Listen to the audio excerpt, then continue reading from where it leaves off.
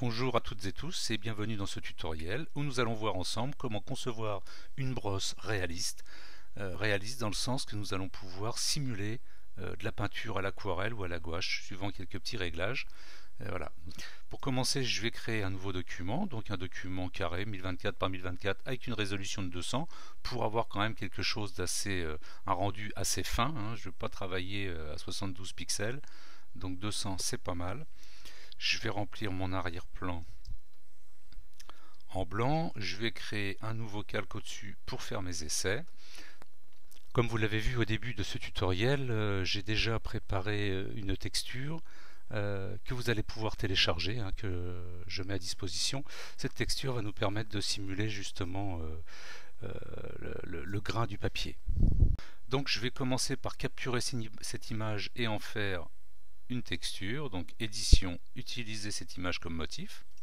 Voilà, je vais lui donner un nom, donc je vais laisser le nom en fait du fichier que j'ai réalisé, texture papier aquarelle, je vais juste enlever l'extension, voilà, et j'enregistre. Donc ça j'en ai plus besoin, on va revenir ici. Donc sur mon arrière-plan, je vais appeler les styles de calque, je vais donc cocher incrustation de motif et je vais retrouver en dernière position le nouveau motif que j'ai créé. Donc hop, on va grossir un peu, donc on voit bien ici, je vais faire une forte opacité pour qu'on se rende compte, je vais pouvoir jouer sur l'échelle, voilà, et puis bien sûr une fois que j'ai réglé mon échelle, je vais baisser un peu l'opacité, juste pour texturer un petit peu mon arrière-plan, que ça soit un peu plus réaliste. Voilà, ça c'est fait. Ce que je vais faire, c'est verrouiller mon arrière-plan, pour être sûr de ne pas venir peindre dessus, et bien rester sur ce calque. Donc maintenant nous allons passer à proprement dit à la brosse. Donc je vais prendre l'outil pinceau, donc raccourci B. Voilà, un clic droit avec mon outil. Alors bien sûr je ne l'ai pas précisé, mais ce tuto s'oriente avec les gens équipés d'un stylet et d'une tablette, hein, car le réalisme de la brosse va être effectué en fait par les options de pression du stylet. Donc pour qu'on travaille tous de la même façon, j'ai réinitialisé les outils par défaut de Photoshop et je vais prendre voilà, l'éponge humide qui se trouve ici, hop, donc ça va être la brosse de départ. Je vais appeler les outils de configuration de forme, donc ce que je vais faire par contre c'est voilà, détacher ma fenêtre et la mettre par ici, on n'aura pas besoin d'autre chose.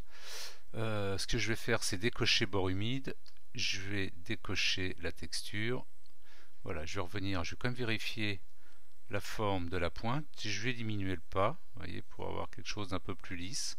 Donc voilà, je vais mettre 13% à peu près, je vais revenir dans dynamique de la forme. Donc cette fois là je vais cocher contrôle pression de la plume, hein, évidemment on va travailler avec le stylet. Donc je peux mettre un diamètre minimal. Donc ce que je vais faire c'est sélectionner mon document et le laisser sélectionner pour effacer mes essais en allant. Donc variation de l'angle, donc là c'est pas très nécessaire puisque la brosse est ronde, elle aurait été accidentée, on aurait pris autre chose, voilà, on aurait pu travailler sur l'arrondi et l'angle. Donc ça on va le laisser. On va passer sur la diffusion, vous voyez, pour avoir quelque chose de moins lisse. Donc là je vais cocher les deux axes, je vais mettre un peu de diffusion, je vais mettre le nombre à peu près à 3, voilà, je peux mettre une variation numérique à peu près la moitié. Et puis le contrôle, on va cocher pression de la plume. Et vous voyez, là, maintenant, quand je trace un trait, j'ai quelque chose d'accidenté, de plus aussi lisse sur les bords, ce qui correspond un peu plus à quelque chose de réaliste, comme on veut le faire. Donc ensuite, on va aller dans texture. Là, bien sûr, on va retrouver la texture que j'ai mise dans mon arrière-plan. Bah, on va la réutiliser, en fait. On va aller chercher cette texture que nous avons enregistrée. Donc, cocher inversé, non. C'était coché de mon dernier réglage. Le mode texturer chaque pointe et on va mettre un mode de fusion. Donc je vais mettre, ce qui fonctionne bien c'est produit, vous voyez. Alors ce que je vais faire c'est prendre une couleur quand même pour mes essais. Voilà, je vais prendre du rouge, ce sera mieux que du noir.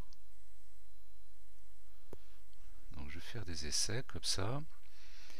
Donc là c'est pas très probant. Ou soustraction, alors ensuite la texture elle est réglable par la luminosité et le contraste. Donc suivant la texture que vous aurez prise, les réglages vont être différents. Ce qu'il faut c'est qu'elle apparaisse. Alors si vous faites des trous, vous voyez comme là, on voit bien dans l'aperçu les trous, ça veut dire que voyez, même si je repasse et que je repasse et que je repasse, la texture étant fixe et liée à mon document, je ne recouvrirai jamais. Donc ce qu'il faut, c'est arriver à un mix où la texture est présente, mais pas forcément trouée.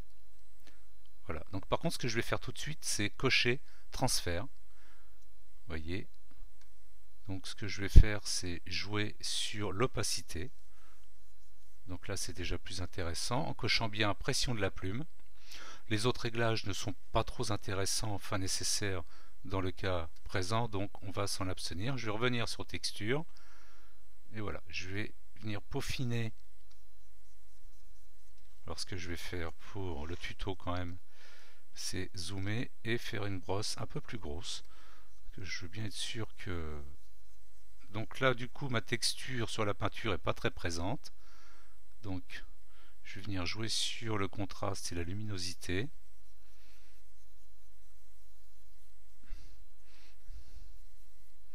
Je vais réessayer produit, voir si j'ai quelque chose de plus sympa.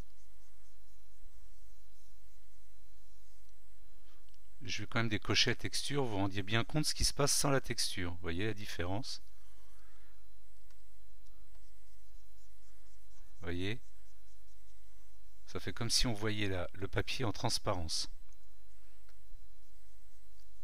Bon, je pourrais y revenir, je vais laisser ça comme ça me paraît pas trop mal. Ensuite, on va aller mélanger une autre forme, donc on va aller cliquer sur forme double. Donc là, on va prendre cette forme-là. Alors, je vais vous la montrer ici, tout simplement, parce que c'est plus gros. Où est-ce qu'elle est? Elle est ici, dans les formes prédéfinies, donc écart de luminosité, pardon, par contour. Voilà le nom très sexy de cette brosse. Donc je ne la prends pas ici, par contre je la prends bien, je vais la choisir ici. Donc je la sélectionne, et elle va venir se mettre à l'intérieur de de ma première brosse. Ici, la subtilité du réglage de la forme double, c'est d'aller chercher en haut. On n'y pense pas parce qu'ils sont tout en haut. C'est les modes de fusion. Et là, on va prendre le dernier, hauteur linéaire, qui est tout en bas.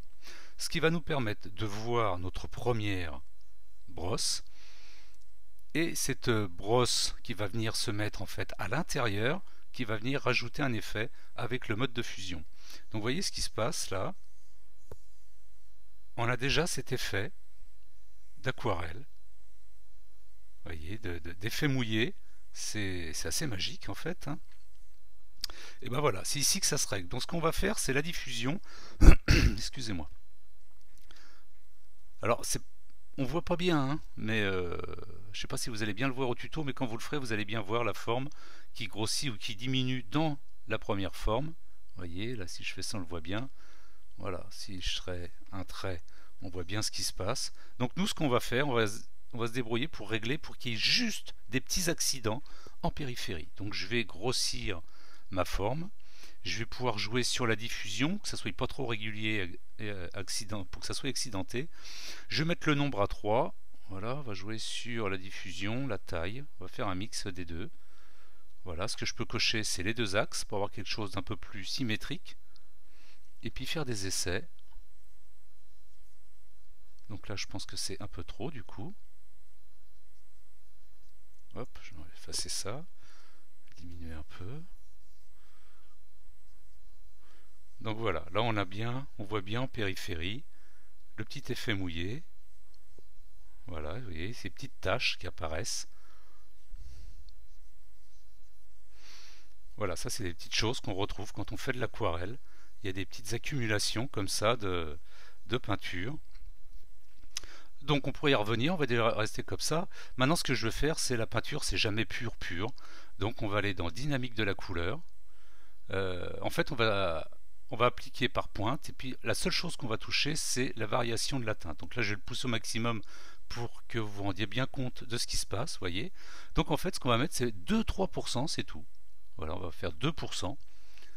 Ça va juste amener quelques petites nuances très subtiles dans la couleur et qui vont correspondre à ces imperfections de pigment qu'on peut retrouver dans la réalité. Donc hop, je efface avec 3%. Voilà. Et c'est la seule petite chose que je fais sur en fait la dynamique de couleur. Donc transfert, on l'a fait. Ensuite, on a des options donc, qui n'ont pas de réglage, hein. C'est bruit, donc on va cocher bruit, et on va cocher protéger la texture. Voilà. Donc vous voyez, c'était pas très compliqué. Donc là, ce que je peux, c'est prendre une autre couleur. Donc là, on va avoir un effet, vous voyez, là on se rapproche de la gouache ou de l'acrylique. Donc si j'insiste, que je repasse plusieurs fois, on va vraiment venir recouvrir en fait la couleur de départ. Donc je peux prendre aussi du bleu.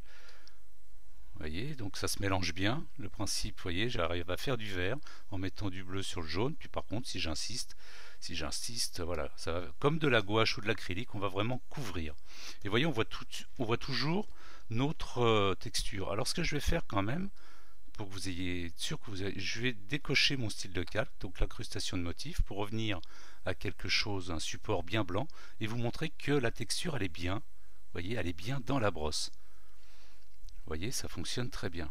Mais vous avouerez que si on a texturé l'arrière-plan, c'est tout de suite plus réaliste et plus sympa. On va aller un peu plus loin. Donc là, ce qu'on a fait, c'est une brosse. Mais les outils brosses ont encore des fonctions dans la barre des menus en haut. On a donc des options. On peut retrouver toujours utiliser la pression pour définir l'opacité. Donc ça, je vais le cocher. On a l'effet aérographe. Qu'on voit là, activer les effets d'accumulation façon aérographe. Alors oubliez l'aérographe et cochez-le, car ce qui nous importe là, c'est l'accumulation. C'est bien le terme d'accumulation.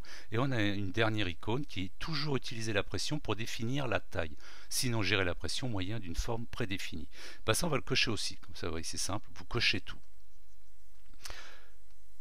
Vous allez peut-être pas voir trop la différence, mais je vous assure que c'est tout de suite un peu plus subtil et du coup je récupère plus de précision. Alors là vous pouvez pas le voir à la vidéo, mais plus de précision sur mon stylet et sur la pression. Vous voyez, je peux plus facilement jouer sur les accidents périphériques, ces accumulations d'eau là comme on pourrait avoir. C'est beaucoup plus simple. Donc je vais effacer ça. Et ensuite, la dernière astuce, là on a vu qu'on avait fait en fait une gouache. Et on peut faire de l'aquarelle ou des encres liquides simplement en allant chercher le mode produit. Et là, dans ce cas-là, il va bien falloir penser quand vous allez faire des œuvres à travailler avec les couleurs les plus claires et finir avec les couleurs les plus sombres, les plus couvrantes, les plus pigmentées, comme on pourrait le faire dans une vraie aquarelle. Alors, je vais déplacer ça pour pouvoir récupérer mes peintures et là vous allez voir, donc là je vais bien avoir une accumulation, un mélange. Vous voyez, avec du jaune je fais du vert. Par contre je vais pouvoir insister, je ne vais pas recouvrir l'arrière-plan. Je vais le noircir comme ça va se faire avec de l'aquarelle si on insiste à mélanger des pigments. Vous voyez, je clique, voilà, on va arriver à quelque chose de sale, d'accumuler, mais on a toujours gardé notre transparence. Je vais chercher un rouge, voilà, puis on va voir un peu comme ça ce qui se passe. Vous voyez, on a les accidents, et puis si j'insiste, la couleur qui a été mise au départ ressortira toujours. On est vraiment dans le principe de l'aquarelle ou des encres liquides. Alors là, puisqu'on a touché à des réglages dans la barre des menus, on ne peut plus sauvegarder notre brosse en l'état dans brosse, car on a des paramètres en plus qu'on veut aussi garder. Donc en fait c'est ici, en haut à gauche, dans outils prédéfinis, qu'on va enregistrer notre pinceau, car il va garder en mémoire la couleur, le mode de fusion, les options d'opacité, de flux, et puis les options de pression et de diffusion.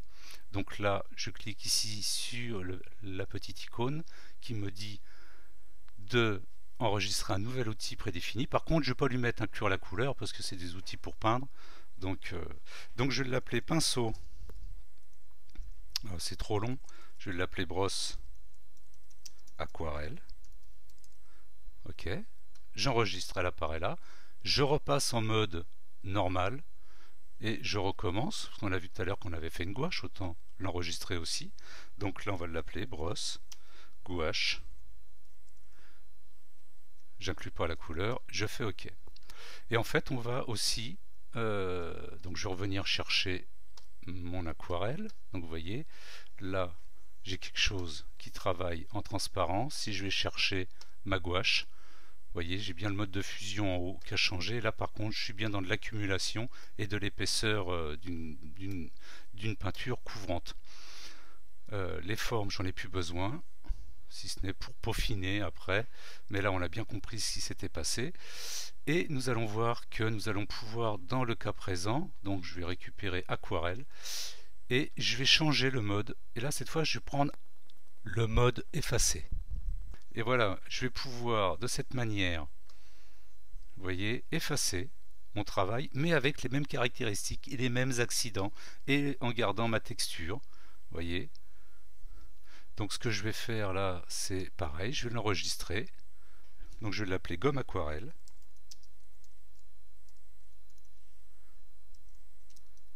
Ok. Je vais prendre ma gouache. Je vais choisir effacer. Vous voyez, effacer. Mais vous voyez, si j'appuie pas fort, bah j'efface avec subtilité. Et hop, je vais faire enregistrer. Donc là, cette fois, ça sera gomme, gouache. Et j'enregistre. Et là, du coup, en travaillant sur les outils prédéfinis, j'ai des pinceaux, en fait, des brosses, des outils bien plus performants, bien plus aboutis, car j'ai utilisé les options et les réglages de l'outil, plus ce que l'on peut récupérer pour chaque outil dans la barre des menus. Et bien voilà, j'espère que ce tutoriel nourrira votre création, et je vous dis à bientôt pour un prochain tutoriel. Bye!